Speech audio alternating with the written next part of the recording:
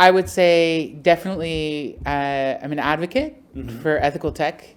And I wouldn't necessarily say as much as I'm an educational organizer as I am an activist for lifelong learning and creating that opportunity for people to learn skills for today and tomorrow.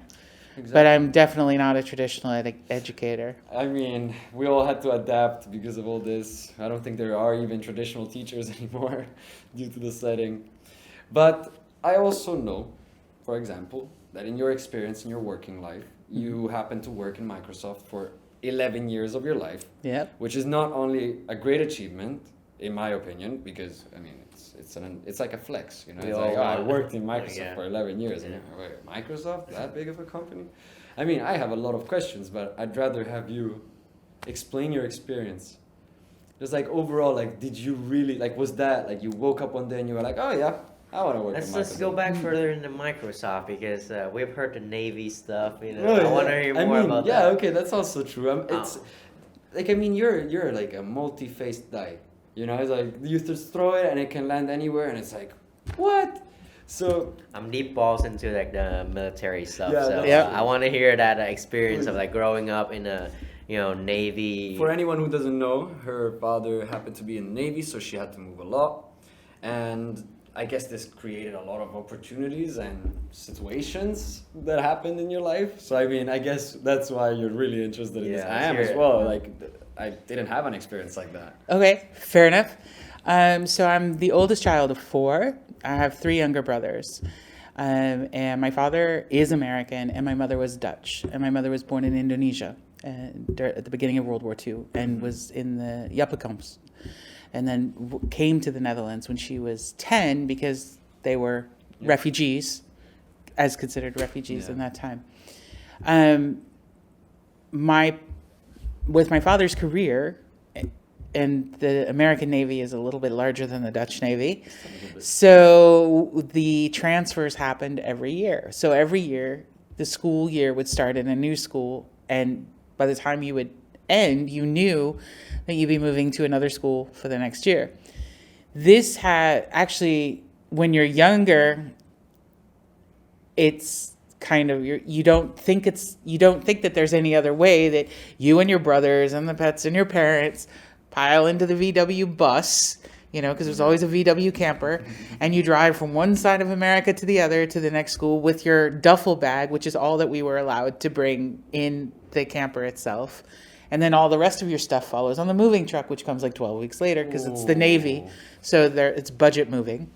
And so we saw America this way. And we saw, also my dad was stationed overseas. So we saw other parts of the world this way. And you don't realize that changing the schools every year, constantly being the new kid, is actually fantastic preparation for being yourself, because you'll never fit in, right?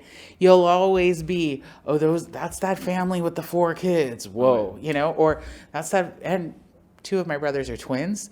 So, you know, we're not only the family with 4 kids, we're also the family with twins, you know, or that my mother had an accent because she wasn't American. So, you know, so all of these things in my youth really sort of prepared me for always being the nonconformist, always being the odd one out. And that was actually really powerful because the work that I do today requires a lot of people to think differently and to be comfortable with not fitting into the norms. And then I went to college, like you're supposed to, right? I mean, like everyone expects. And then I got thrown out of college, like you're not supposed to. Like you're not supposed to. Yeah. And let's hear more about that. Let's go in depth into that. So, you know, when I went to college,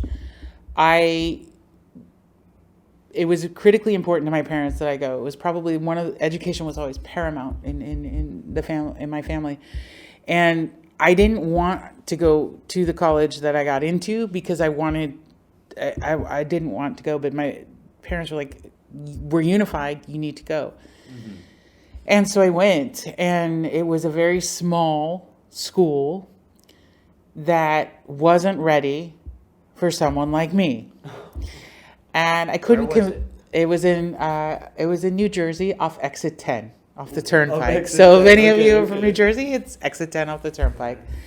And the school was primarily kids who didn't need financial aid, who were going to follow really good professional path, life in the suburbs, the American dream.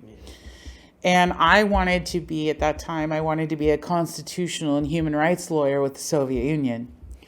Whoa. Yeah, so kind of a didn't really fit into that world. And then I also came from a military family background, so financial aid was a big part of the only way I could go to school. I couldn't convince, after about 3 months in, I couldn't convince my parents that I didn't want to continue there. So I did everything in my power to get expelled. Oh, like that. What? Because I felt like I could not be who I was and what was important to me in this environment. So you took your only real So I made way. sure I used the power that I had, which was the power not to conform, and the power to make the existing systems uncomfortable enough that at the end of my first year, they wrote a very strongly worded letter home that I would be on academic probation, and I would be on probation for the next semester, and if I didn't pull my shit together, there was no further future for us together. Was that good news? Like, for me, that was fantastic news. I was like, okay, this this all I got to do is I just got to make it 3 more months, and I got to keep doing what I'm doing. And the real reason I wanted to come home was my parents had split, and I had younger brothers at home, and things were not going well. And I didn't feel that I could be fully taking advantage of a place where I was isolated and protected, right? Because all I have to do is like study, be a college kid, while all this shit was going on at home. And I wanted to go home and go to work and to support my mom and with my brothers, but my parents actually were, so I did it the way I could, which was, I got expelled. And I didn't, and I went home and I went to work.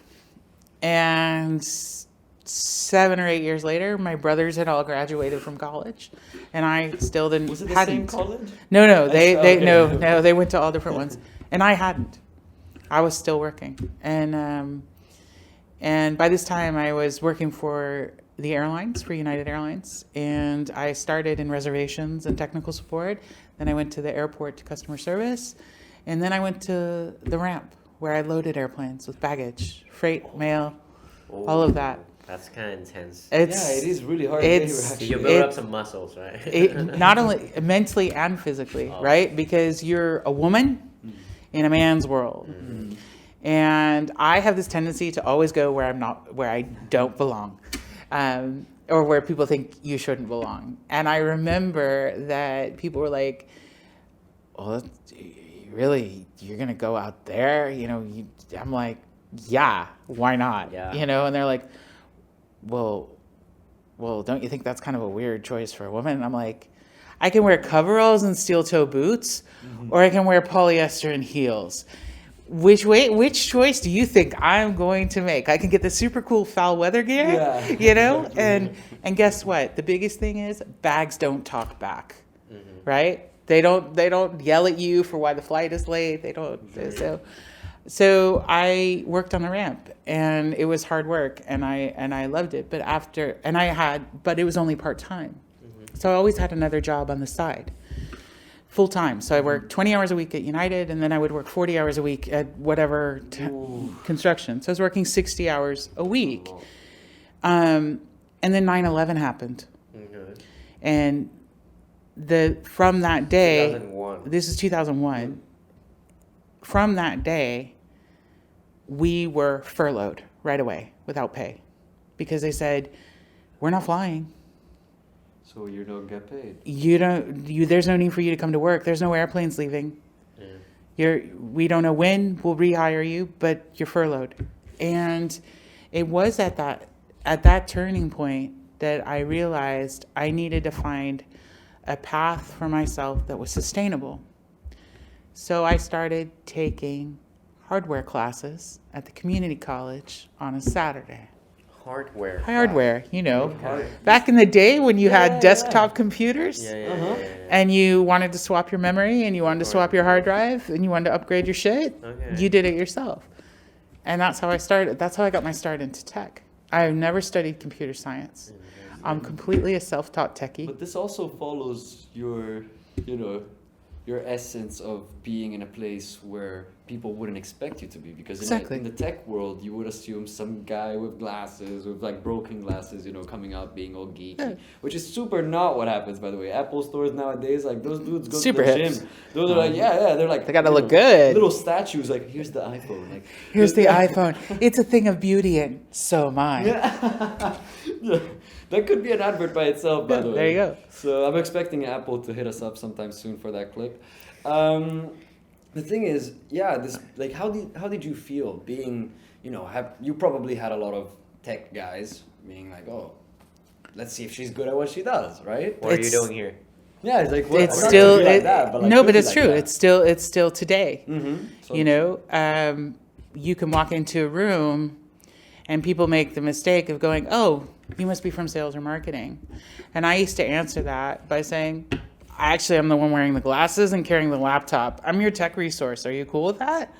You know, but I can do that because that's my personality. Exactly. But this is part of the reason why I think access to technology and education in tech is so important, because I did not follow a standard path to technology. Nobody has to.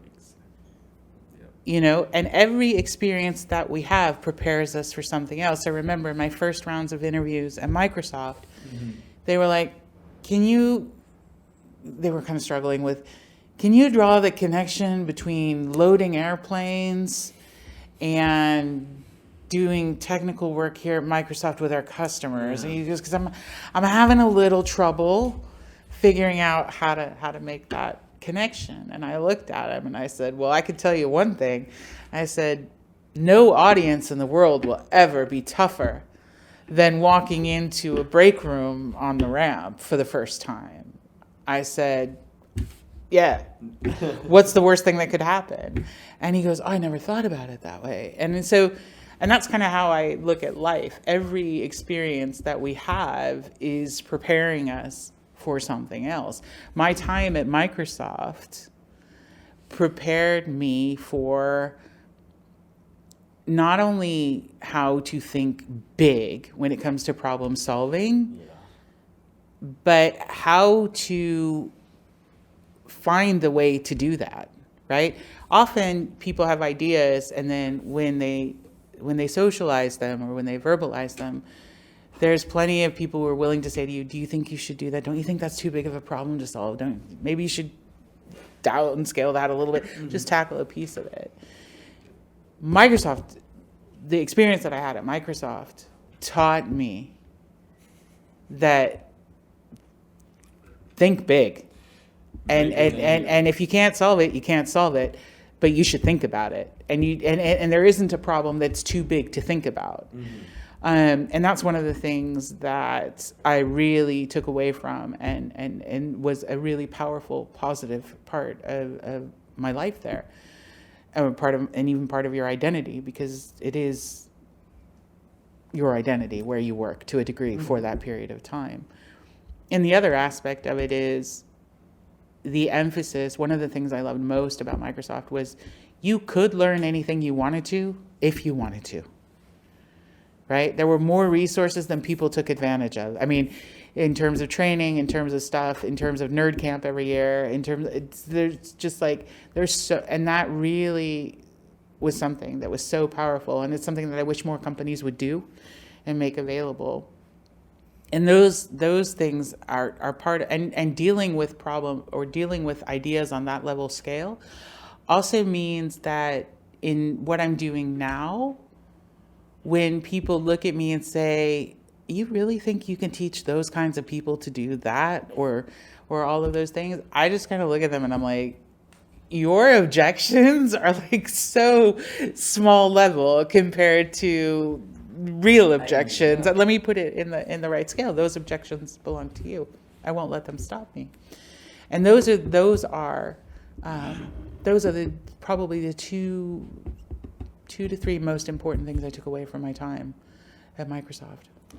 I guess my question would be, I guess if you have any scenario that occurred, what was the worst thing that happened in Microsoft?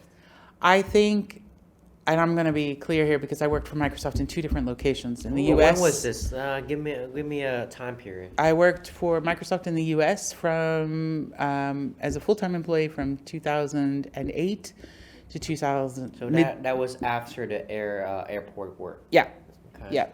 And I actually got my first contract temp tech job at Microsoft after 9/11.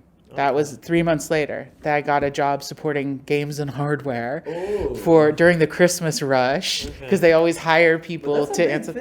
Well, it was kind of it. It was the first time I'd ever been in a room where the lights were on sensors. Oh. You know, and I was like, why are the lights going out in the interview? They're like, well, we're not moving enough. And I was like, oh, okay. That's cool. But but I was just a temp, right? So for 3 weeks for the Christmas rush, for all the people who had bought like Railroad Tycoon and Zoo Tycoon and all of that stuff. And then I went from there. They asked me if I wanted to stay and work on a beta project, but all this time I was just a contractor. And then I left after a while because there are teams that are toxic and you don't want to be part of. Exactly. And you go forward. So I worked, but I became an FTE in 2008, a full-time employee. And I was at Microsoft in the US until mid-2013. And then I transferred to Microsoft Netherlands. And I was there until 2018. I do have a question that I find really interesting is, I guess it's the same company. Same mentality, I guess. But the approach, I bet, is very different. I got off the plane at Schiphol with my dogs and my cats. And I got off. Dogs and cats I had 2 dogs and 2 cats. Oh, I still have 2 dogs and 2 cats, but the cats I had then have passed away because they were 18 and 21. Oh, that's actually cool. And the dogs are 15. But Yeah.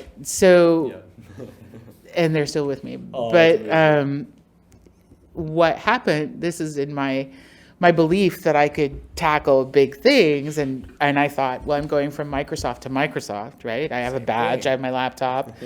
You know, how different can it be, besides the language, of course?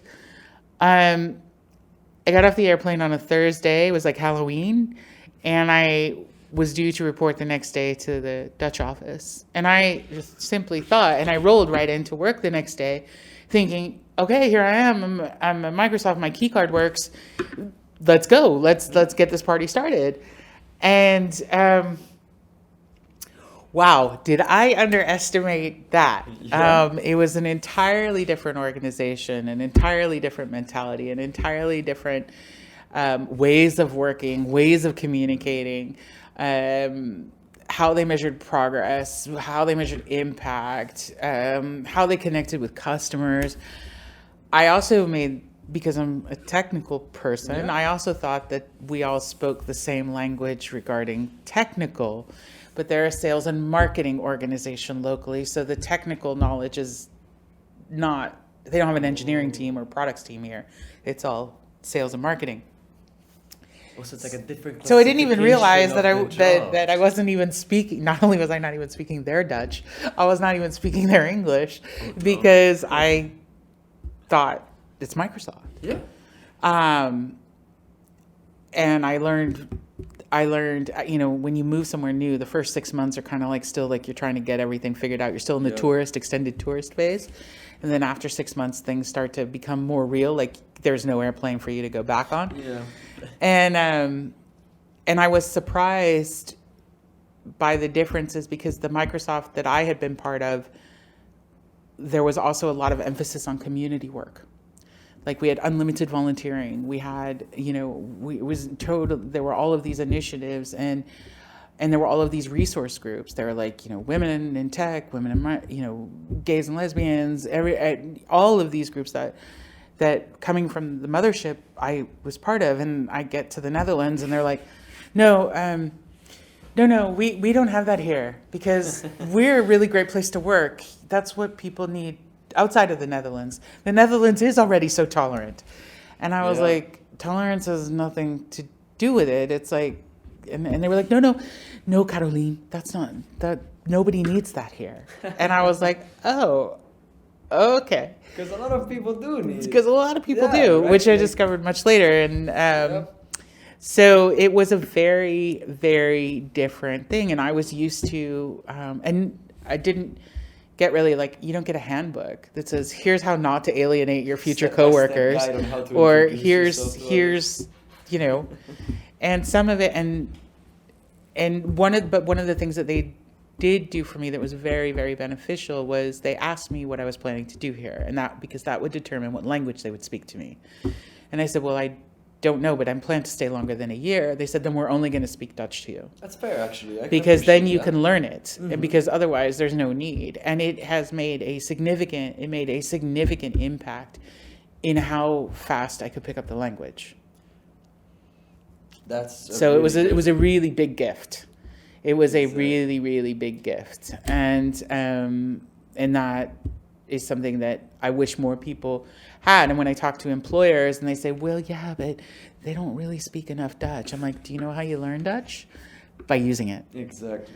And any language, but especially yours. You know, if you have people as your colleagues, they'll learn the language because they'll interact with people. Exactly. But I do have to say, like, when I came to live here around 10 years ago, but in The Hague. Yeah. And I have to say, for me to learn Dutch took, I think, 3 times as long as it took. Because everyone speaks Spanish. English to you. Because as soon as I start talking in Dutch, they automatically either assume by my appearance or by my way of speech, my accent, whatever, that it's not my comfortable language. Yeah, so it's like they're doing me a favor by not speaking Dutch to me. But you see how that is counterproductive. Yes, absolutely. And that I do appreciate that the Dutch version of Microsoft did implement this way of like teaching people the language. Well, my team did. Yeah. Exactly. Your team had that idea, and I think it's great because it gives people the opportunity to branch out, not just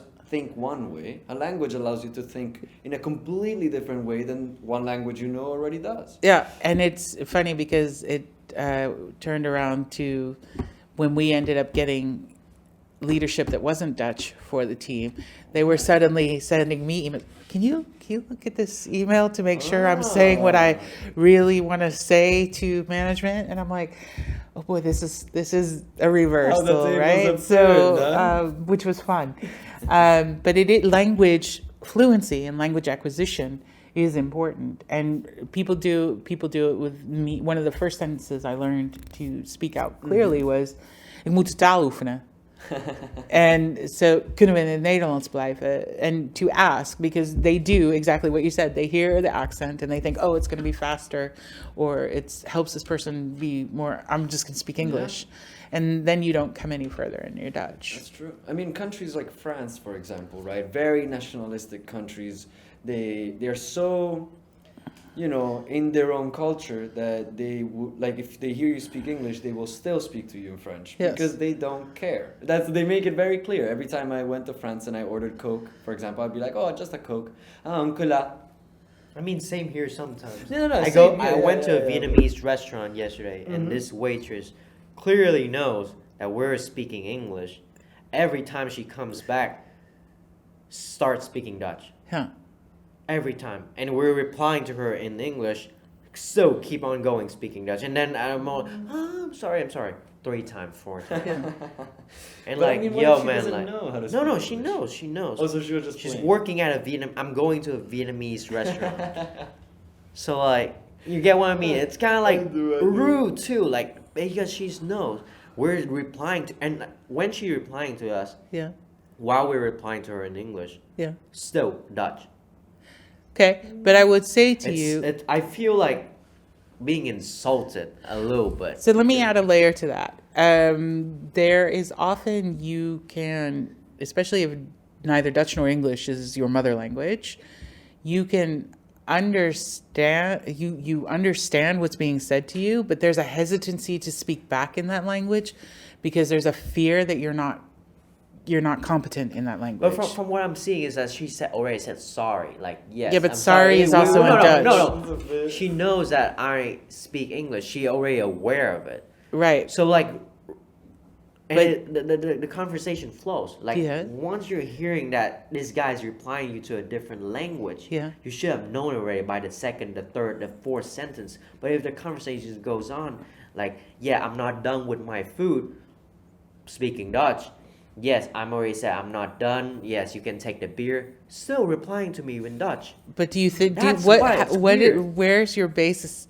What are you basing it on that she can actually speak English? No, because she replied to me. She said, "I'm sorry. Yeah, you're speaking English." So no, I right, was like, but saying a couple of sentences is different from feeling comfortable in a language to communicate but she's clearly. working in a very high-end restaurant. Okay. But I You will know? mediate. I will mediate because I have both your guys' opinion in mind. But let's say it like this: an Italian restaurant, most Italian restaurants in Rotterdam, for example, have Italian waiters. They are required to speak English, but they have to be Italian. Of course. Why? Because they understand the culture, they understand the way of life, and they understand how it would be run in Italy. Yeah. Now, the reason why they need to speak English is because this is not Italy. Correct. Now, that I agree with you. If she works for a Vietnamese restaurant, she only speaks Dutch. That's kind of weird because if I'm Vietnamese and I want to go to my And I think she knows English because she's replying okay, to me but that's in an English. assumption. I can't base on the fact that she But said then sorry. what- I agree with you. If you don't understand Yeah. Wait. English, then why you're continuing the conversation in Dutch? Is What is is she this gonna is do? this someone's whose native language is Dutch? How should I know? That's also I don't fair. know. I mean, Yeah. did she really introduce? I'm trying to find the. We're in a restaurant. We're not introducing each other. No? I'm ordering. I'm talking with you. Yeah. You're replying to my demand. Okay. That's how restaurant works. But in a language that you can't understand, yeah. then it's kinda What weird. are you Okay. doing? You're not serving me. You're not here for me. You're speaking something that I don't understand when I'm clearly replying to you Okay. to, the most popular language in the world. Wow, you just replied to me that Yeah. you know that I speak English. You're aware of it. Yeah. And you're still coming back the second, the third, the fourth time, replying to me in Dutch over and over again.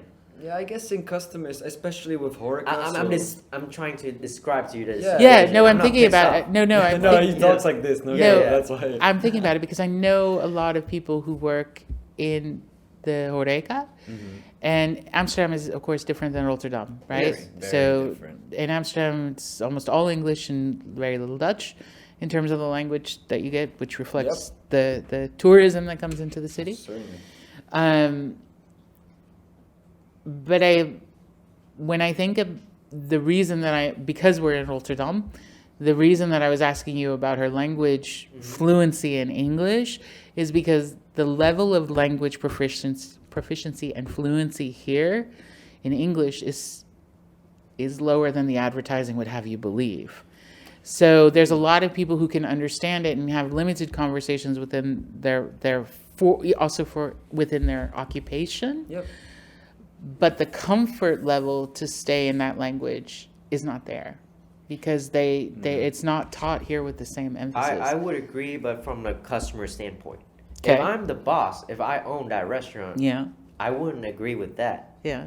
That's unacceptable. To be honest, the third, the fourth times you're coming back talking to this table, Yeah.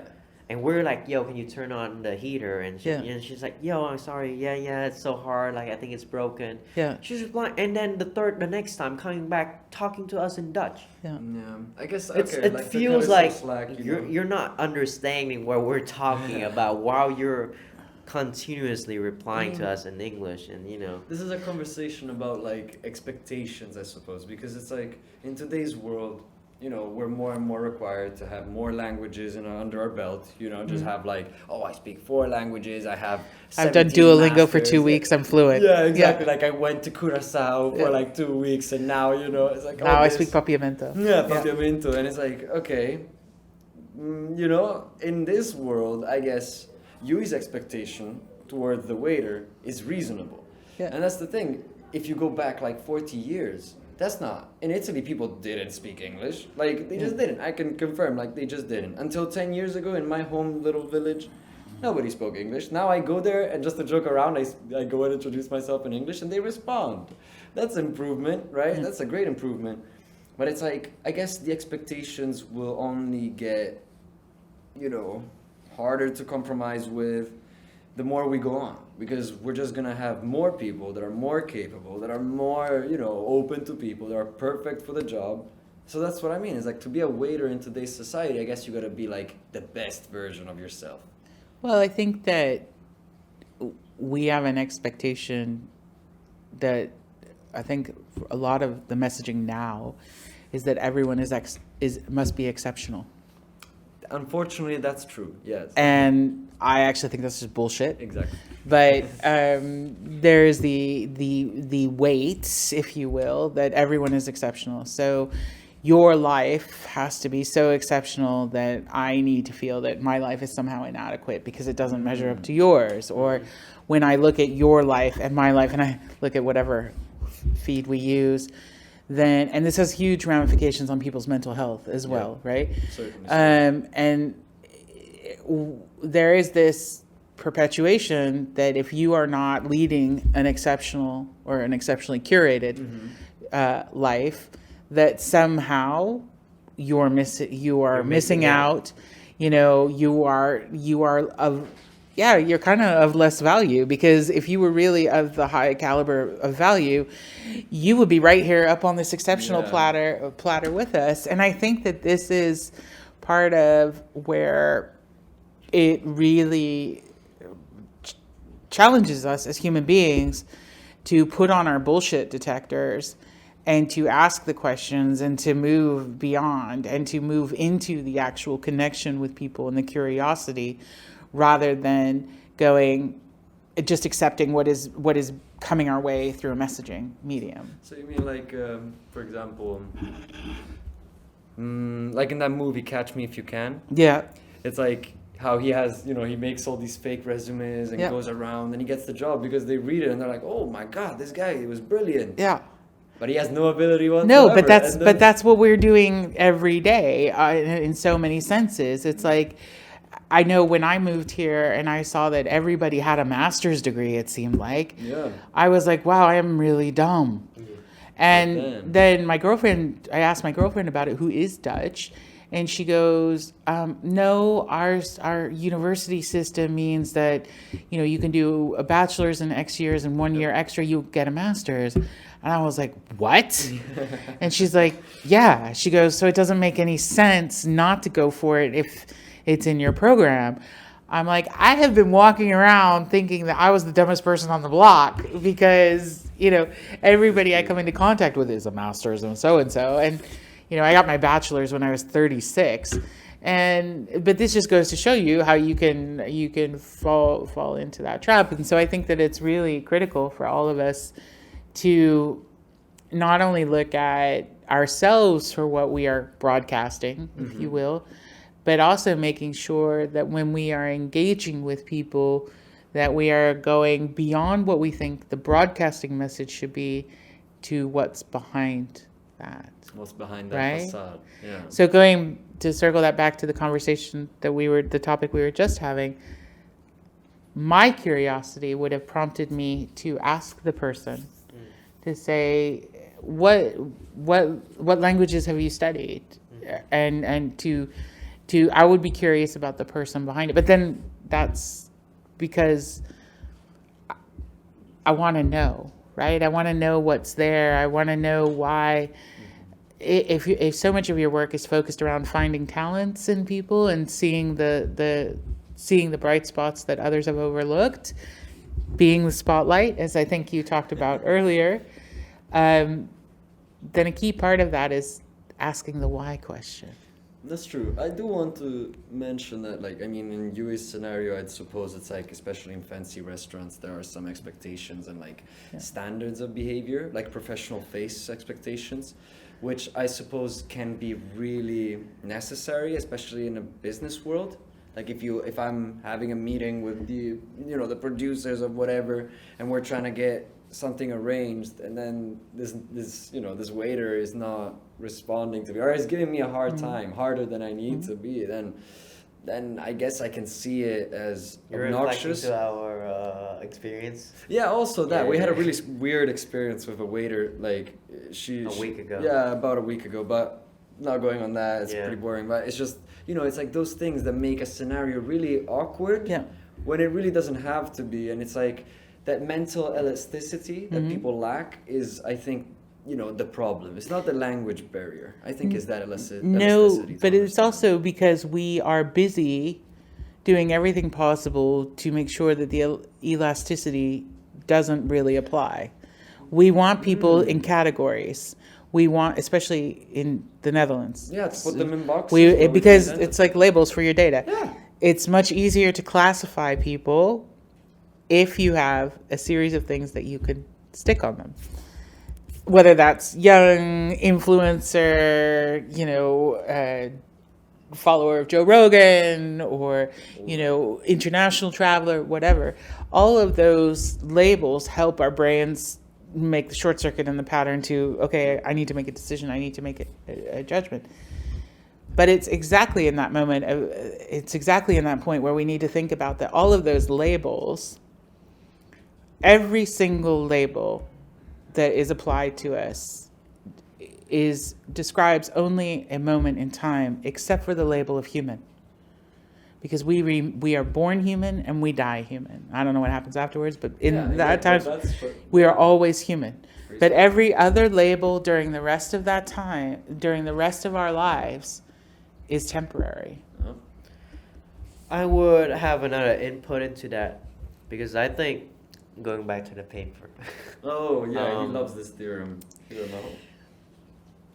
You're right, it's temporary, but it's also what defines, like you said, the experience, and it attaches to our identity.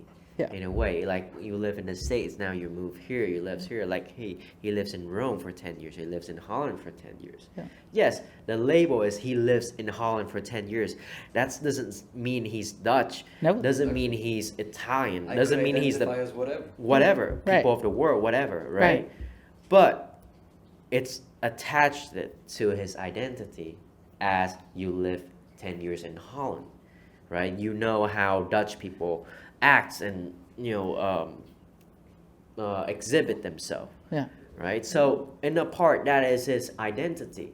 It your experiences. So it's your experiences that become parts of your identity, Yeah, it right? makes who you are. Yes, So because- you can yes. deny it's important and say, yeah, we're human, but whatever is in between not- doesn't matter. I'm not denying that it's important, but what I am saying is that it's transient. Yeah. Right? So it's like when somebody, I can use a really concrete example, when somebody has committed a crime and they've been prosecuted and they've been sentenced and they've served, right? They've served and they're released to society. They're released back into society. Is that person for the rest of their life a convict or a criminal, or are those labels attached to specific periods of time in their life? And this is where I think that we spend too much time keeping the labels and like putting them down with like glue and Yes. then give me some Yes. scotch tape and then let me have some rubber cement. Yeah. And when Put in it doubt, more use concrete. duct tape. Yeah. I'm gonna tattoo it in exactly front of your right head. here, You know? right? That's how society works. So that's where Exactly. I am talking about it, because like when I think about the experiences I have had over my life, like on the different things that I have been in my life in those moments, all of those, again, go back to being, the Dutch word is voorbereiding, preparation Yeah. for who you are, right? Who you are to take on the next challenge, who you are to take on the next experience that you're going to have. And those things are critical. So you can't live in a bubble or in an isolation cell without gaining experience. To gain experience is to live. That's true. That's very true. But I mean, I'm just gonna propose a theorem, and then you let me know what you think. It's like the theorem of people are what those people do. It's like you are what you do. What you do defines the being of you, and that Okay. is a theorem that I really want you to. What is your opinion about that? Well, I will always be somebody who says your actions are far more important than your words. I think that is a really critical. If I have to pick something to write on a wall, that would be, or on the scale, it's more. It's really important that, and your actions say more about how you think and how you feel and how you react than anything else does, right? And the actions that you take when no one is looking, even more so. Yep. And I think that, but everything is a decision and an action. And so what is the decision that I might make today may be different tomorrow. And the decision that you make today is not necessarily that you can't do something different tomorrow, right? So a lot of people think, well, if you take this one course, you must always stay that way, and that's going to be who you're going to be forever and ever. I don't agree with that. Every given moment, you could make another decision to change the outcome, to change where you're going, to change your direction. That doesn't make you indecisive. That makes you present. Makes you human. It makes you present, right? You are in that moment rather than delaying your life and your experience. I know when I look for people that I'm going to work with or partner with in some way, shape, or form, the things that I always ask them is, what actions do you take? What does that look like to you? How do you live that? How do you walk your talk? Because there's a lot of people who, for them, just having the talk is action enough. Yeah. And that's your choice. Yeah. But you and I we're not gonna partner well together, All right? bark, no bite. Yeah, we are not standing there. I would like to sign the diversity pledge, but look at my organization. No, we don't have. We had somebody last year, but no more. Nobody today. So I am all about what have you done to live your actions? I guess it's like, do you believe in the concept? Like, do you believe in the concept that you must deserve something to really have it? Like, you have to work hard to deserve something? Or can luck be something that is deserved? I think that it isn't a matter of whether or not somebody deserves something. Mm-hmm. I think it's a matter of whether we look at, are we giving everyone equal access? And what they do with that access is up to them. I'm going to add one more phrase, is that they have to want it enough. Yes. They have to want enough. Yeah. It's also, yes, there should be equality, but you have of accessibility. You have to want it. You have to want it enough. If you don't want it, I can't pressure you. No. That's very true. But there's also social pressure. I mean, if you want something a lot, right, and you fight for it, and you continuously go out of your way to prove your point and show people that you're right, then people are like, oh, this guy is either greedy and he just wants money, or this guy just wants this moment of fame, and that's it. That's what happened to the feminist party, right? People just started going like, oh, you guys are right, and then, oh, you guys are you guys hate men, and you guys do this against men, to be better than them, and it's kind of like, wait, that's spiral out of control. So I think what you see with so many things is that you look at, there are people who have not had an experience, and because they have not had that experience, they automatically think it's not true and that it never happens. It's outside of their worldview. Yeah.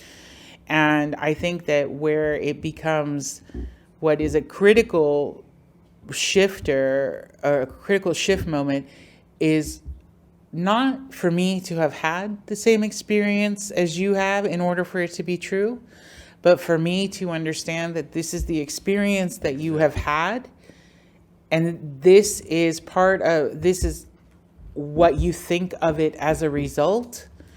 And where do we begin? Where do we begin or continue the dialogue from there? I think that the other assumption that is often made is that so much of when we talk about rights for or expansion of rights, there's this belief, this fear-held position that by expanding the rights for someone else, my rights will be diminished. Which is a pretty stupid concept to follow because it doesn't make much sense. It doesn't make sense, but it is a behavior that resurfaces again and again and again. And when we also when we also hold to our own positions and don't ever engage in dialogue with somebody who has a different opinion and meaning, we don't get any further. We're reinforcing our own our own belief, our own bubble, and technology is not helping with that. Exactly. But it's that I need to, if I can free myself from that feeling that because I haven't experienced it and you have, it's not true, then you and you can do that as well. We come that much further as a society and in dialogue and towards action. Exactly. And we understand people's actions and we understand the reasoning behind them. But I believe that you're saying something very important. You're saying that essentially in order for us to move forward as people, as a community, as a society, as a world, we must first understand the problems that a lot of people face in order to understand where they're coming from, rather than thinking, this is my opinion, and everything that I see is only going to back up my opinion. Like, oh, you say something against my opinion, you're wrong. Right. You say something right, I'm going to add it to the list, and of the list of things that I'm going to read out to the people that are wrong. The only way that I perceive a way out is through education. And this relates greatly to what you're doing right now. Could you, well, I guess education, I use that umbrella term. I know, yeah, like you smiled a little bit, it's like, okay. But I would really like to hear what your current task, what your current goal and inspiration is. Your journey right now, towards. your The journey so far. Yeah. So after Microsoft, right, moving to the Netherlands. Yeah. What's now? What's right now? Share with us. So 2 years ago, in July of 2018, I started the Do Good Only company. And we are focused on building ethical and inclusive data and IT communities with today's workforce for a more just and equitable future for all, right? What does that mean? That sounds like a lot of words. What we do is we primarily right now we run a program called the Skills Up Lab, and we're on our fifth cohort. And it's an open and inclusive program, so it's open to all, regardless of nationality, educational background, etc., to come and learn practical data science and data analytics, because these are skills that are necessary across all organizations, across all professions, and are a beautiful jumping off point to also AI, right? You want to talk about technology for the future and everything else, but it's already here. You need people who are going to be working with these technologies who are reflective of society today.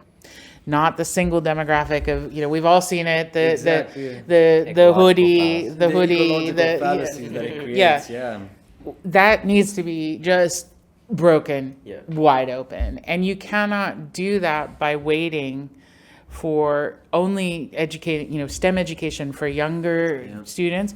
There is a workforce here today. And the longer you leave this untouched, the more concrete the bad habits and the toxic cultures and those behaviors will be. And the more obsolete they're going to become. Absolutely. We don't start it now. Absolutely. So we do this where people go through a 4-month technical program with us. And then in addition, they're doing what we call power skills, which is like, how do you solve conflict? How do you tell your story? What are your strengths? So that all of these skills go with you for the rest of your life, because the technology will change. And we do that in partnership with the community. So we open those days up also to the young people downstairs from the Heilige Boontjes, because we sit above them in the cafe, but also people who are unemployed, who normally wouldn't have access to this, because these are skills that you could take with you again and again. After 4 months, and there's job coaching that goes along with that as well. If after 4 months, if you're ready, then you get a paid traineeship, so that you potentially have a future of a year's worth of work in data and IT in front of you. So it's a literal experience. It's You're a literal people education and experience within, let's say, a 6-month span. Yeah, 6 months or to a year, depending on how much time someone needs. Yeah. Because we do everything. Everyone is treated equally. So in the terms of everyone is responsible for the same for 10% of the program costs themselves, because everyone should be accountable. Everybody earns the same wage. Everybody gets the same hours in their contract. So we don't differentiate between, well, you're this or you're this, because we're trying to eliminate also the pay gaps and everything else, which come up often in society. And during that time with us, we know that if somebody is employed, it's much easier for them to find a job. Yep. And this is what is missing every single time. You can go and study, you can learn, you can do your absolute best, but an employer is going to look at you and be like, well, I don't see the right title on your LinkedIn, or I don't see a Dutch employer, or I don't the see right degree. or the right degree. And we were like, we want to solve, there goes back to solving the big problem. We want to do this. We want to build this ecosystem. And then our goal is, within that time that you're in your traineeship, number one, not our goal, you're doing it already. You're then coaching the next cohort. So you're cementing your knowledge and doing knowledge transfer and connecting and building your network and community, because most people, that's what they have a lack of. And we're helping you get to your permanent employee, because I love you, but I can't keep you because there's another cohort coming. Exactly. Right? We are the diving board to your future, right? To go from there. So that's what our program is called the Skills Up Lab, and that's what we do right now on a daily. That's our biggest program right now. We also build tech resources like MVPs for female founders and social impact projects, because they often don't have access to tech services. And then how many ideas are we missing that could be solving world problems because people don't have access to a tech team? And those projects support our traineeships. So we're building this ongoing ecosystem, and then we pull people like from the program downstairs from the Heilig Moontjes for them to come through and learn and become, because it's all about access. And in this country, your educational access can be really limited if you don't fall into the traditional patterns. I want to go back to the stuff you said about your ecosystem and permanent employer, because myself, I have an experience in working on an educational startup for a year. I took a gap year. I worked for if you've known of the MOOC, massive open online courses, Coursera, Yeah, we use a couple of them. Yeah. Yes, we're trying to build that. Yeah. And I just want to ask, like, so for the people that join your programs, right? Your course, you could say, and you guarantee them permanent employer. What does that mean? Like, who certified this course? Like, what's the certification that you're getting? Because you can vouch for that employer and they work there. What if they got fired or they got laid off? What makes your program helps them to get another job that's not dependent on your organization or on your partners with the companies that are gonna hire them? What happens next? It's one of the things that we focus at from the beginning is we look at the Skills Up Lab certification is an umbrella. So in that you've gotten, because we know that this is a country that still likes paper, especially diplomas, each portion of our program has its own certification. So the power skills, you get your power skills certification. For the technical skills, we do out of Coursera and edX. So you're getting the IBM recognition, not because we think that one technology is better than another, but because we recognize that it is important, especially if you are different than what somebody should look like, not should, but how people think people should look in IT. It's important for you to be able to prove your mettle, right? To be able to prove that you have finished this. We do those certifications are included in the program itself. And then there's the portfolio that you're building, and then there's the fact that we have a job coach, and we can from the time you started yesterday, I was mailing letters that they had written to themselves 3 months ago, so that they can also measure their own progress in that time. But we have a job coach that, so when our graduates go to an employer, they don't go alone. because often organizations need help understanding, how do I need to be a more inclusive employer? How do I need to learn to communicate? How do I need to, it's not enough that I'm giving you talent, but how do I build a culture that people want to stay here? So we're very closely tied to our community. I have no problem saying to a potential employer, you know, I think that you have some interesting opportunities here, but I think in order for this to be successful as a partnership, here's the work that you need to do to facilitate a culture that will bring you to a place where it will be a successful match all the way around.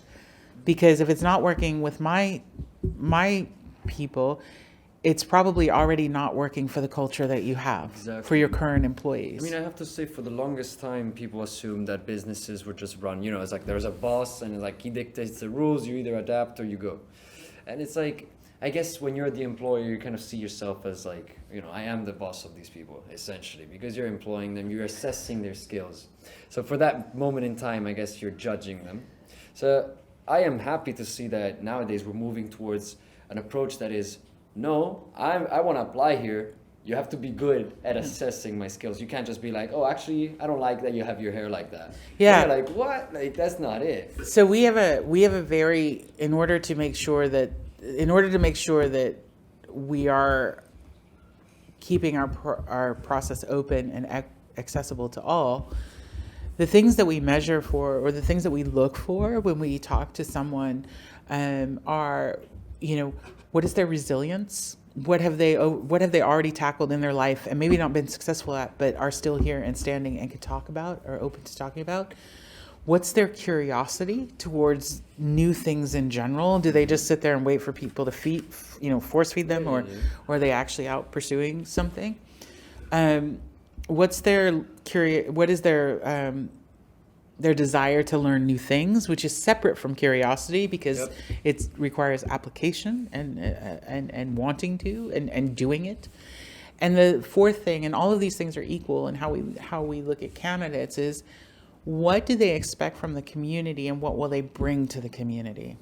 Because there are many programs out there that you can just go to a boot camp. Yep. And you can get your skills, get your certification, and it's all about you. And that's good for a certain audience, but we're building a community. Exactly. And the price of being in that community is contribution to that community. Exactly. Right? So we're not for everyone. We're open to everyone applying, but there's lots of people we're not for. Yeah. And, you know, and that's okay, because that's not my goal. My goal is to be open and inclusive and to create access and opportunity for those who don't come in through the normal way, if you will. And by doing that, you are creating people who you are helping people develop more firmly into not only being the tech smarties when in their new employer, but also being intuitive enough to be the people smarties, to look at someone and say, I see the strengths in that person. That person may not have a diploma in that, but I see their strengths in looking for common ground, or for de-escalation, or for problem solving. And when you have more company cultures operating on the basis of strengths rather than dogma and KPIs that mean nothing and paperwork, then you also get more innovation, and you get people who want to stay with you. And one of the reasons that we chose data is because these skills are in a shortage in the Netherlands. Oh, I wasn't aware of that. That's very interesting. And if you want to give people the chance to the longest future path, then you go for scarcity, right? Yeah, exactly. So you want to be different. Not only that, but it's like, well, you need these skills. My person has these skills.